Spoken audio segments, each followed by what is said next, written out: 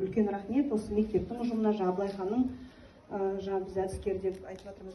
Биыл мен өзім бірінші жыл болып отырмын, көп өте құнды мәлімет алдым.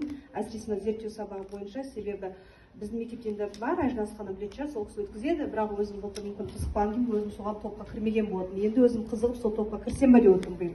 Сол бір пайдасы осы жобалармен қызығып отырмын.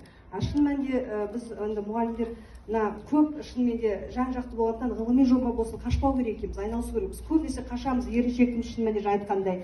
Негізі сол бойынша шығып сабақ беріп, мысалы былтырда облыс сабақтарда осы пиза бойынша көптеген сабақтар бердім. Өзің үйренесің және өзің дамисың, балаларды дамытасың. Ол өте жақсы екен. Мына семинарлар қатысқанда рахмет үлкен Айжан тағым осы семинар қойғандарыңызға. Осындай семинардан қашпай қатысса, біз өзіміз білімімізді көтереді екенбіз және соны мұғалімдерге жеткізе білеміз. Рахмет сіздерге, осы мектептің ұжымына, сіздерге. Алдымен осы мектептің ұжымына рахмет айтқым келеді.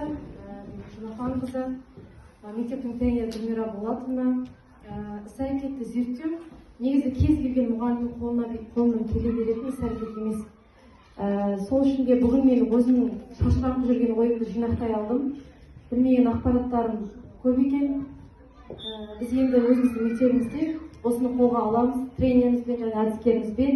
Негізі мына көп халықтың алдына шығып сөйлеудің өзі де бір ерлік. Сол үшін сіздердің іс-тәжірибелеріңізбен бізбен бөліскендеріңізге көптен көп рахмет. Барлығы түсінікті болды. Еңбек қорлықтарыңызға тәнтімін. Барлығыңызға рахмет. Бұл семинарды ұйымдастырғандықтан Айжан тобына сізге бірінші рахмет айтамын.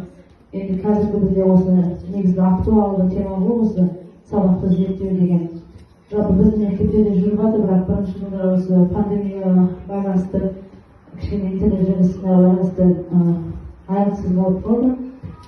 Жалпы былтырда алғанбыз осы сабақты зерттеуді. Бұл жерде де бағана әріптесіміз айтып кетті ғой,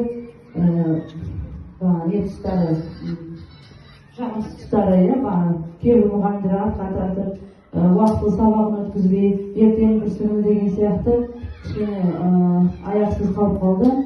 Бүгін мен көп нәрсе алдым, қалай жүргізу керек екен, оны қалай аяғына қарай жеткізу керек екен, нәтижеге қалай бағытталып біз жұмыс жасауымыз екен нәрселерді көп нәрсе білдім. Рахмет бүгінгі ұжымға. Осындай семинарлар көп бола берсе деп ойлаймын. Ойлаймыз өстіп бір-бірімізбен тәжірибе алмасақ, біздің осы мемлекетімізге қосқан үлесіміз ғой. Жалпы бала біздің болашағымыз. Сіздерге көп рахмет, сіздерге шығармашылық табыс тілеймін.